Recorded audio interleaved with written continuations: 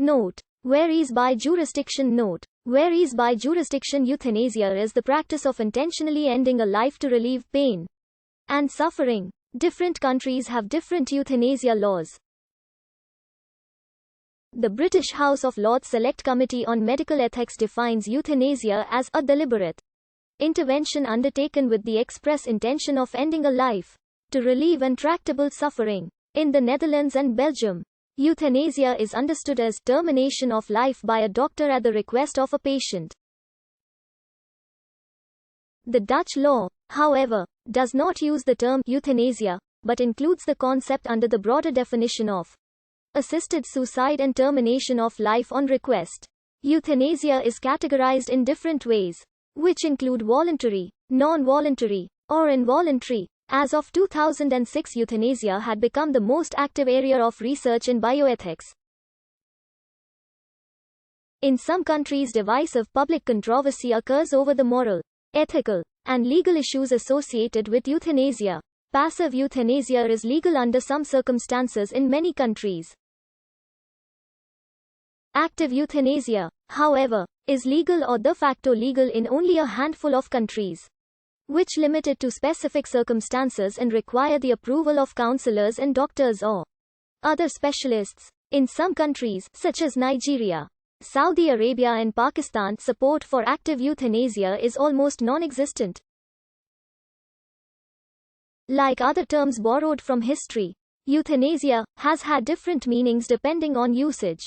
The first apparent usage of the term, euthanasia, belongs to the historian Suetonius, who described how the Emperor Augustus, dying quickly and without suffering in the arms of his wife, Livia, experienced the euthanasia he had wished for. The word euthanasia was first used in a medical context by Francis Bacon in the 17th century to refer to an easy, painless, happy death, during which it was a physician's responsibility to alleviate the physical sufferings of the body. Bacon referred to an outward euthanasia. The term outward he used to distinguish from a spiritual concept, the euthanasia, which regards the preparation of the soul.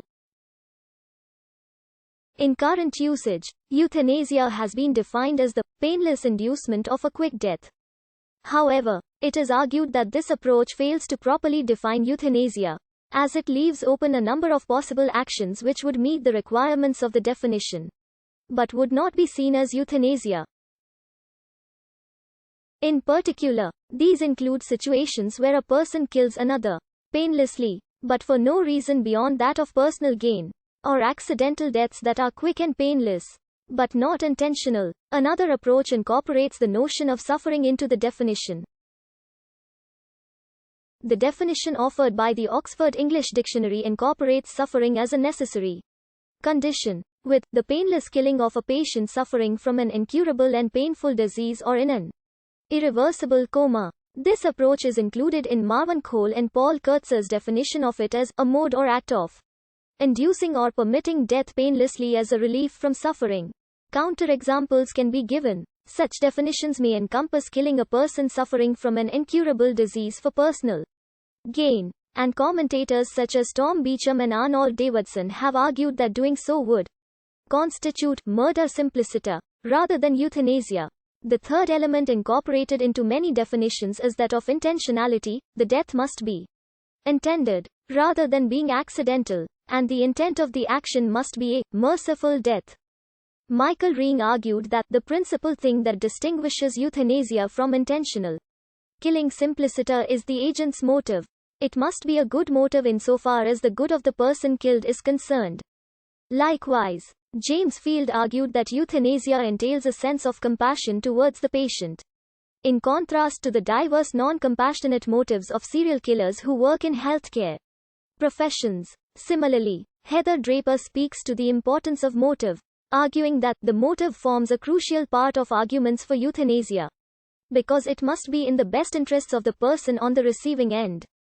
Definitions such as that offered by the House of Lords Select Committee on Medical Ethics take this path, where euthanasia is defined as a deliberate intervention undertaken with the express intention of ending a life to relieve intractable suffering. Beecham and Davidson also highlight Baruch Brody's "An act of euthanasia is one in which one person kills another person for the benefit of the second person, who actually does benefit from being killed." Draper argued that any definition of euthanasia must incorporate four elements: an agent and a subject, an intention, a causal proximity, such that the actions of the agent lead to the outcome, and an outcome. Based on this, she offered a definition incorporating those elements, stating that euthana